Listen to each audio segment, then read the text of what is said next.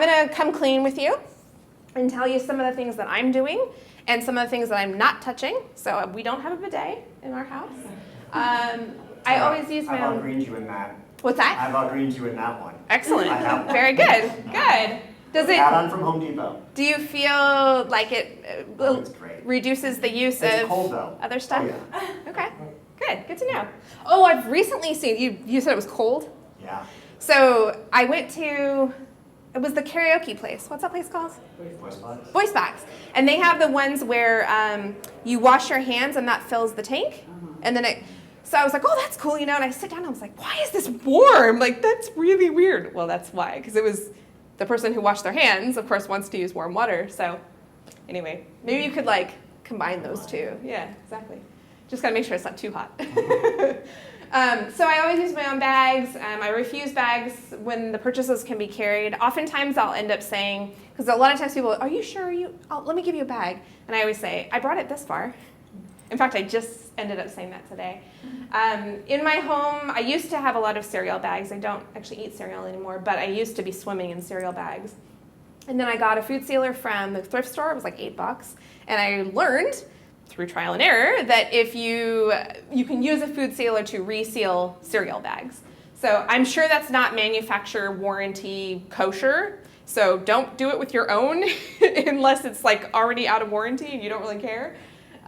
Refusing a straw when I'm in a restaurant. So what I say is, I would like a water. I don't need a straw, please. That's pretty easy to do. I carry my own to-go container. This is what they look like. So they're collapsible. And these just stay in my car. And then if I have a doggy bag kind of situation, and it actually goes, it's 3 different sizes. So depending on what I'm taking home with me. There.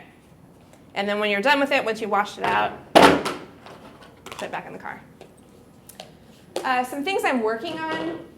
I do make a lot of my own food, but I still use some packaged stuff. Composting food scraps is hard for me. I'm a really lazy composter, so my compost bin is completely full right now. And then reusing the reusable bulk bags that I mentioned earlier. I'm not super awesome at remembering them, so it's a process. And then some things that I'm not sure about or not ready. Air travel, my partner and I he's from Vegas, and he only sees his family probably about 2 or 3 times a year. So we fly to Vegas 2 or 3 times a year, and I'm not really willing to give that up. And I'm not really willing to come up with some more eco-friendly option because flying gets us there in 2 hours.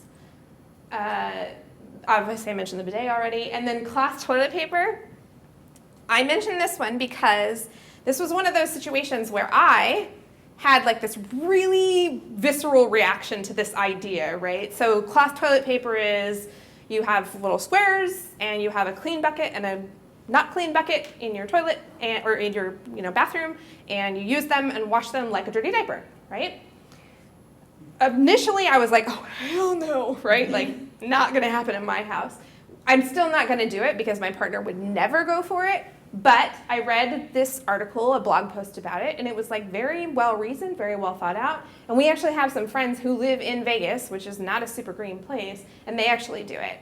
And what I like about what they do is they only do it in their master bathroom. So it's not this weird thing that guests have to deal with, right? Because it is a little on the crunchy side, right? So anyways, I just threw it in there. So that's something I'm not gonna attempt anytime soon. I feel like there's a lot of other things that I could try before I try that. All right. And then what I'm asking you to do is to just we're going to take a few minutes and kind of but we're going to, I'm going to allow you some time to kind of write down your thoughts about what are you already doing? Are you willing to make a change? Are you willing to try something new? What potential benefits? So we talked about that, right?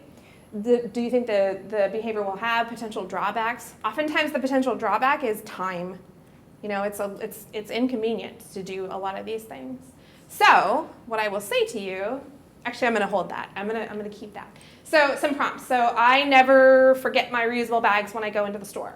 I almost always remember my reusable bags. I'm trying to remember to refuse a straw. I'm not sure I'm ready to try cloth toilet paper in my house. I may not ever have a bidet in my house, okay? So go ahead and we're gonna take 3 minutes and you can kind of write down some notes or just reflect. Cool. All right, so anybody willing to share?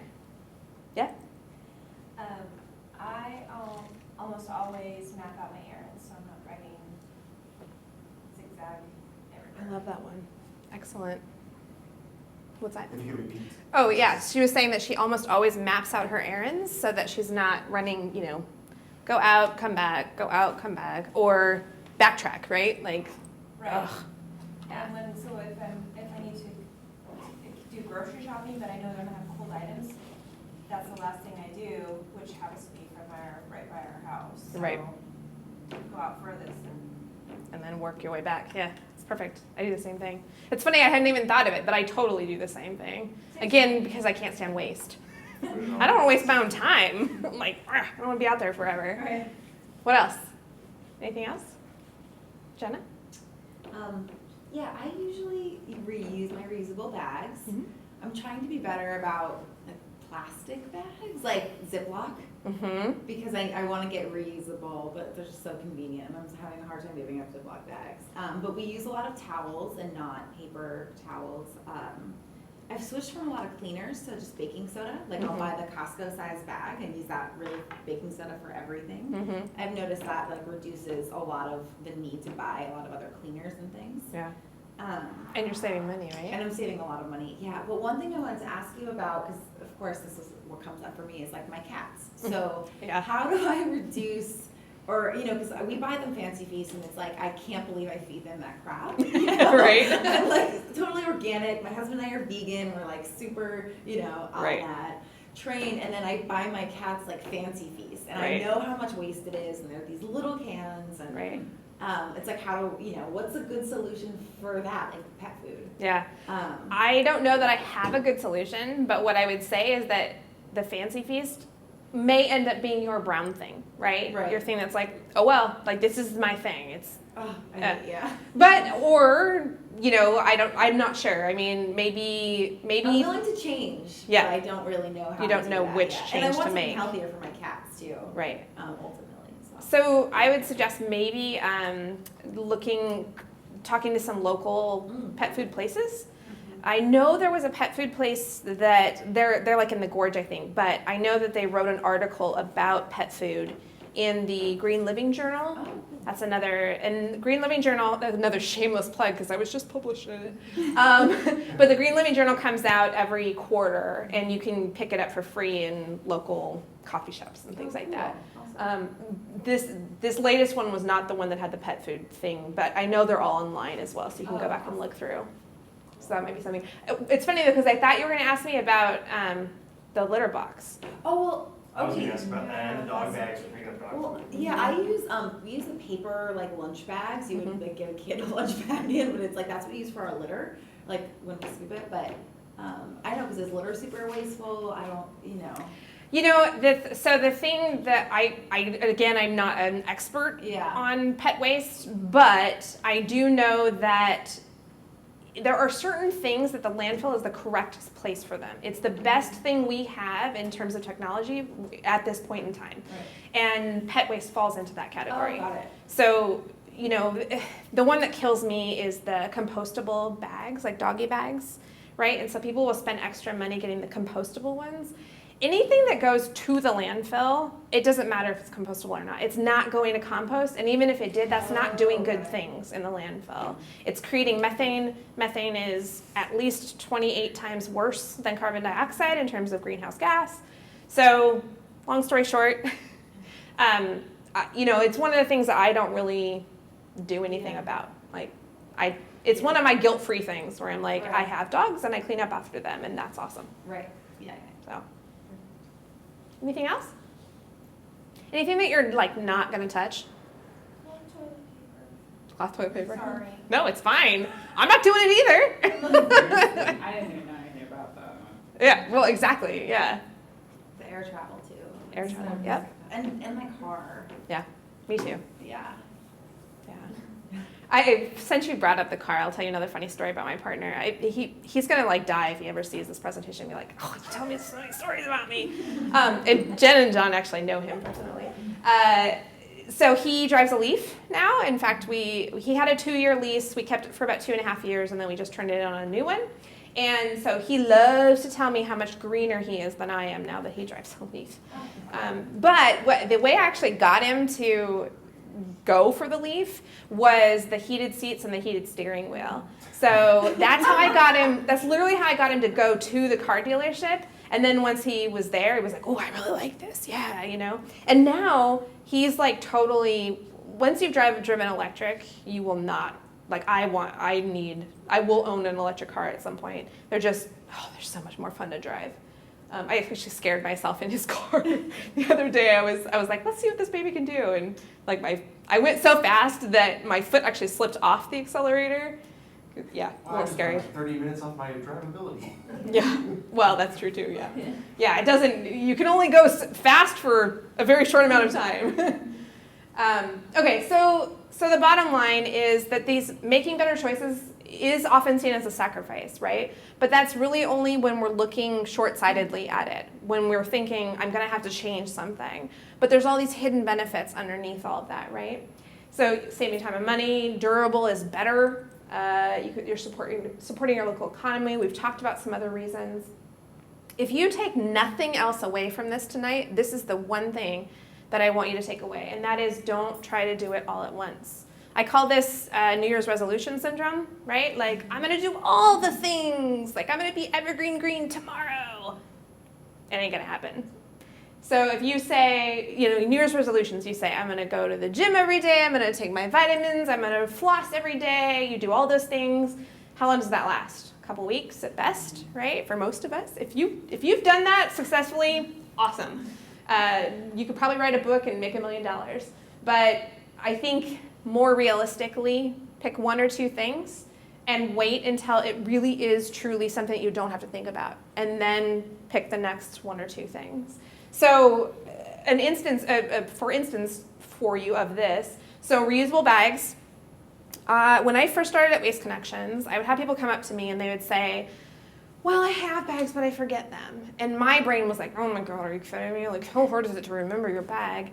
And then, like 6 months later, I had this realization that I had gotten reusable bags like 2 years prior to when the point where I was actually using them all the time and remembering them all the time. And I thought, you know what? I need to be a little less judgy. Because it's hard to change habits, right? It's hard. And for bags, I think there's a lot of different cool ways. People have told me all different types of ways to remember. So this is a Chico bag. It folds up, it has a little carabiner on it. I stick it on my purse. Again, I had one of these in my purse for I can't tell you how long before I remembered that it was in there and remembered to use it. But so you can have the ones that go small. You can kind of punish yourself by putting all of the groceries back into the cart and then taking them out if the bags are in the car. You probably will only do that a couple times before you start remembering your bags. I've heard of people, they get like halfway through their shopping trip, remember, like, okay, and just like park the cart off to the side, run out, go grab the bags, come back in. Eventually, it becomes a habit and you don't have to think about it. So don't try to do it all once. I would much, much rather you, a year from now, have changed one behavior than try to change 5 but do none of them. Make sense? All right.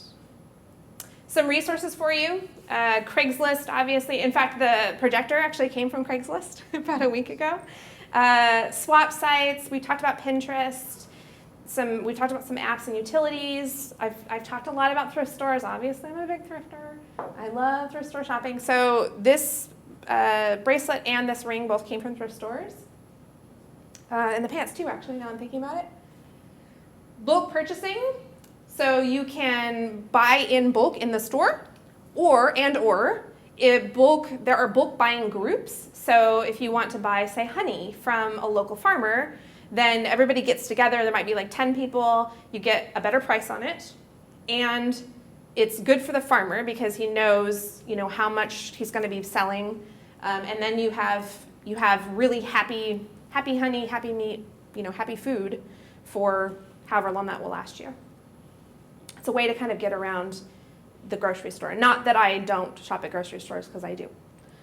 But I do, as much as possible, buy my food at, say, the local farmer's market. So you were mentioning mapping out your errands. Whenever the farmer's market is running, I always try to make that my first stop, and then anything that I didn't get on the list, then I substitute with a grocery store. Collaborative or collective consumption groups, these are things like tool libraries, car sharing, of course Uber, and we've all heard of those. There's a shocking statistic that I want to share with you, and that is, think of the electric drill, the rechargeable drill that everybody has in their home. The average lifespan of a rechargeable drill is 15 minutes. The average use time of its lifespan, I should say. That's crazy, right? Like, you have an entire thing and you use it 15 minutes on average. Of course, obviously, some people use it way more than that, but in general, we don't all need to own one of every single thing. We can go and use a tool library. I just heard last week about, apparently there's what do they call them, kitchen libraries? Kitchen shares. Kitchen shares. So if you need an ice cream maker and it's the summertime, or you need, I don't know, some kind of special spatula or whatever it is. And I have a friend who actually... food preservation equipment and stuff.